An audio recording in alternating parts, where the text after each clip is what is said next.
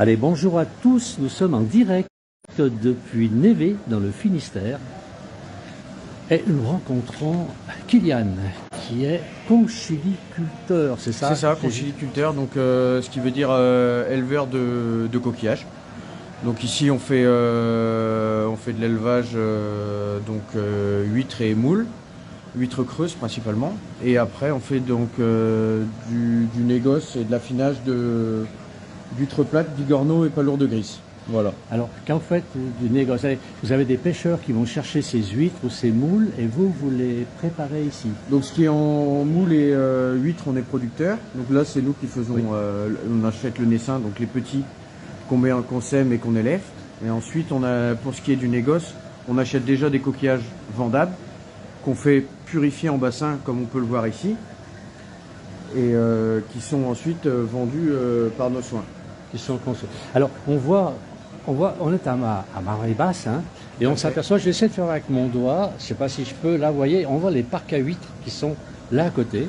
Donc là, on est à marée basse, et ça, ce sont vos parcs, hein, Kylian, c'est ce qu'on appelle un dépôt.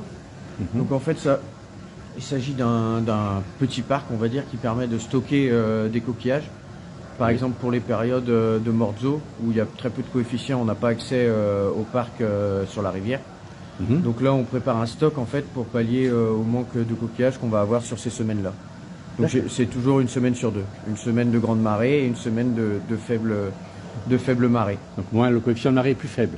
Tout à fait. Et là, dans ces coefficients-là, on n'a pas accès au parc, donc on est obligé de faire un stock, soit en bassin, soit sur le dépôt.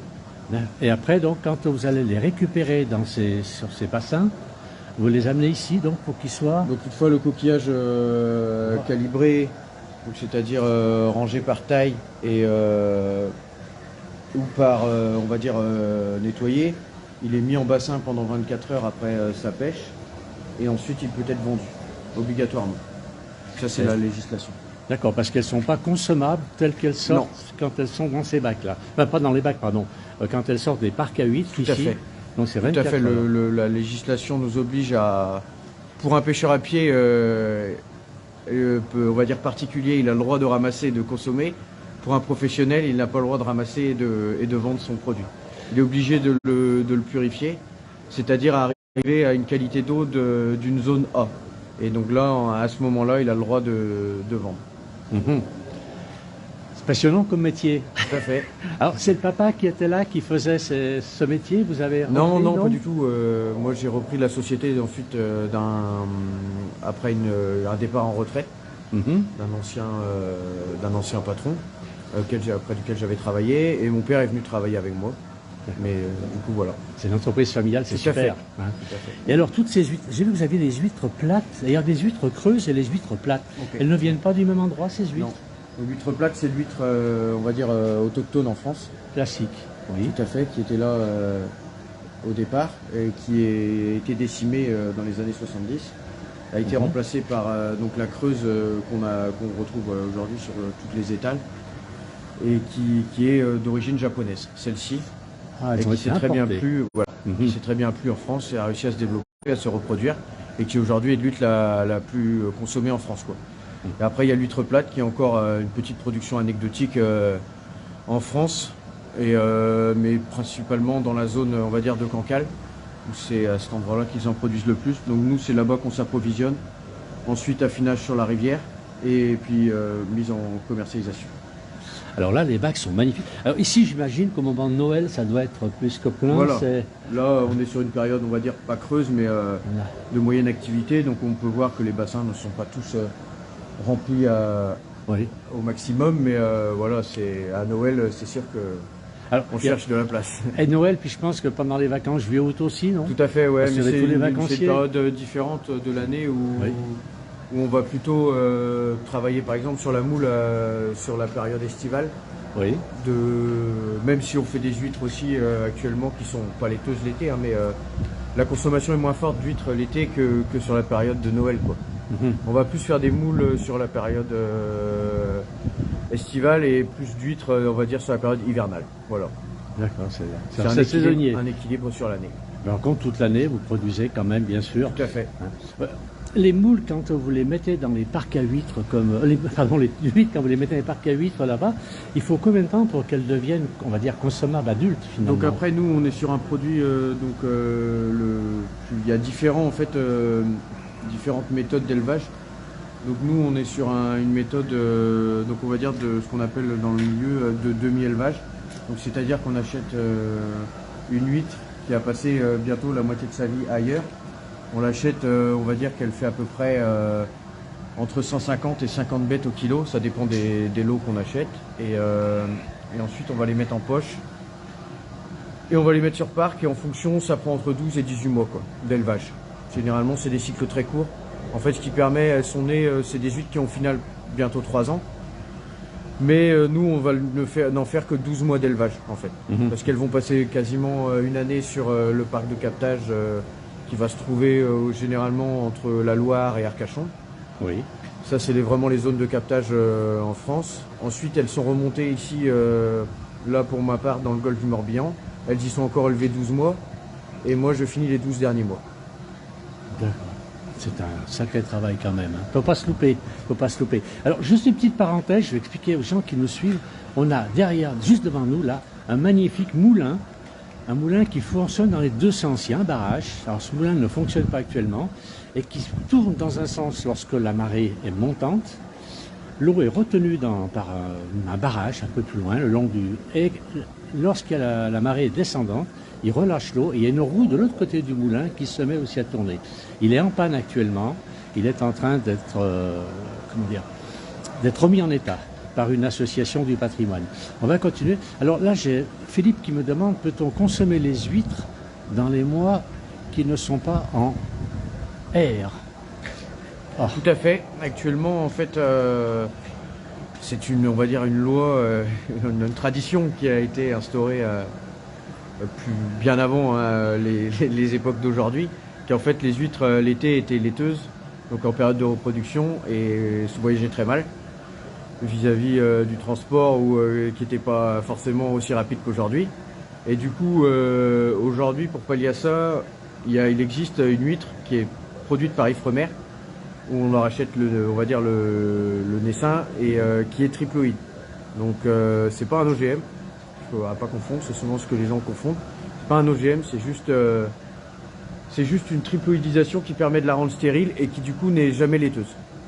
D'accord, donc elle peut se manger, les consommable toute l'année. Et celle-là est consommable toute l'année. Après, nous, on n'en fait pas toute l'année, on en fait vraiment que sur la période estivale. Et le reste de l'année, on va à ce qu'on appelle des huîtres, même si on n'a pas le droit de les appeler comme ça, naturelles, qui sont diploïdes et donc elles se reproduisent. D'accord. Mais celles qu'on parle des mois en air, mais elles ne sont pas consommables parce qu'elles ne sont pas transportables. Mais si on vient les manger chez vous, elles sont bonnes. Elles sont bonnes, les huîtres laiteuses sont tout à fait consommables. Mais c'est moins appétissant et pour une certaine grande partie de la population, ils n'en veulent pas en manger quand elles sont laiteuses. Parce que vous avez un centre de dégustation, on le voit là-bas dans le fond. Tout à fait. C'est un centre de dégustation, si vous voulez voir Kylian. Et vous pouvez aller voir directement les huîtres qui sortent de l'eau. Elles doivent être bonnes celles-ci. Hein. C'est les meilleures. Voilà, non, je vais pas dire ça. Elles sortent de l'eau et on les mange tout de suite. Voilà, après un peu comme le vin, les huîtres, en fait, chaque rivière est un bassin de production où chaque partie de coin de France avec un morceau est à un goût différent. Donc on peut pas dire que c'est comme le vin. Chaque huître est... Ah ouais, selon où elle a été élevée, tout à fait. Elle est différente, le goût est différent. Tout à fait. Si c'est, par exemple, nous on est très haut sur la rivière, vont pas avoir le même goût que mon collègue qui est vraiment à l'embouchure. Les siennes vont être beaucoup plus salées que les miennes. Voilà, c'est même à 300 mètres, les huîtres n'auront pas le même goût, quoi, j'ai envie de dire. Ah, c'est extraordinaire ça. Ça, je savais pas. Pour moi, les huîtres étaient toutes les mêmes. Je savais qu'on en trouve des bonnes, des moins bonnes. Et alors, on parle toujours des fines, on parle de... C'est quoi? Donc en fait, ça c'est un taux de chair, la fine ou la spéciale. Donc on va être sur un produit beaucoup plus charnu sur la spéciale, qui va être quasiment rempli, où il y aura presque pas d'eau à l'intérieur de l'huître, vraiment que de la chair. Et après, on va être sur la fine, ce qu'on va appeler, c'est une chair beaucoup plus légère, beaucoup plus transparente, qui elle, c'est principalement ce qui est vendu en France, que les gens apprécient. Après, la spéciale, ça prête plus à des personnes qui sont habituées à manger des huîtres, quoi. D'accord, les Bretons en particulier. Tous les gens du littoral, c'est ça. Mais les Parisiens sont très friands d'huîtres spéciales. Non, c'est... Ah oui, d'accord. Ils sont pas littoral. Et alors, j'aurais demandé, il y a des huîtres plates. C'est des huîtres de Belon, c'est C'est quoi ce qu'on a. exactement? En fait, l'huître de Belon aujourd'hui, c'est vraiment qu'une appellation. Ça n'a plus vraiment de valeur. En fait, c'est vraiment, on va appeler Belon. On a le droit d'appeler Belon toute huître plate produite en Bretagne. Ah, d'accord. Donc voilà. Par contre, la chair est bien différente. Hein. Les huîtres plates, j'en ai goûté. Ça n'a rien à voir. C'est vraiment pareil, comme on peut dire. C'est vraiment deux produits différents. Ça n'a pas du tout le même goût. C'est pas du tout la même chair.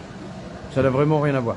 Mais je vous dis, la plate est vraiment un produit de niche. Hein. C'est pas une huître qui est vraiment.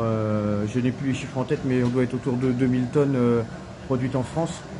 Quand on va être sur 100 000 produites en Creuse, quoi. C'est marginal. Voilà, c'est très marginal. Alors on a beaucoup de monde qui nous suit. Je rappelle, on est à Névé, on est dans le Finistère, en France. Beaucoup de monde nous suit. J'ai quelques questions, des gens qui disent bravo pour votre métier. Effectivement, c'est un très très beau métier que vous faites là. Vous êtes près de la nature finalement. Tout à fait. C'est chouette. Et puis vous êtes dans un décor de rêve. Alors là, on est sous la pentille. On est là où ils travaillent les huîtres. Je vais essayer d'avancer un petit peu. Je sais pas, je ne pourrais pas vous donner une autre vidéo. On a ce magnifique moulin qui est à côté de nous. Et puis on a l'endroit là-bas. Si vous voulez déguster les huîtres de Kylian, ben, il faut aller là-bas en face. Les huîtres, c'est là qu'on les mange. Elles sont bien meilleures. Vous le dites, quand elles sortent de l'eau, nous en Savoie, elles ont fait au minimum 24 heures quand on les achète tout de suite de véhicules. On ne peut pas faire autrement. Oui. Mais je pense que quand on les prend chez vous, on les prend là puis on va les manger là-bas, ils ont l'autre goût. Oui, vraiment, hein, l'huître peut rester environ 7 à 10 jours en bourriche. Oui. Si elle est bien fermée et bien conditionnée, elle peut rester comme ça en bourriche, sans problème. Mais en fait, elle va perdre souvent sa première eau, ce qu'on appelle la première eau. Et en fait, ça va altérer le goût. Certains préfèrent, d'autres non. Voilà, c'est vraiment au goût de chacun. Alors, il y a Didier qui dit que c'est grâce à vous qu'on mange de bonnes huîtres. Merci. De rien. Et il a bien raison, parce que c'est vrai que... Lily Rose qui nous dit, vous avez traversé la France en diagonale. Ah, mais ça, c'est une dame qui nous connaît. Merci Lily, vous êtes aperçu qu'on est passé en... Ben oui, la Haute-Savoie, pour aller voir les Bretons, nos amis bretons qui font d'excellentes choses. On a un coucou d'Aix-en-Provence, on reçoit beaucoup de gens qui nous suivent. Alors merci beaucoup. Merci Kylian. Bonne continuation dans votre métier. Bravo quand un jeune comme ça reprend une entreprise. En plus avec le papa, c'est super. Voilà, ouais. Et vous obéissez alors, j'espère. J'espère. Il y a intérêt. Ok. Eh bien, merci beaucoup. Merci Kylian. Bonne continuation. À vous aussi, au revoir.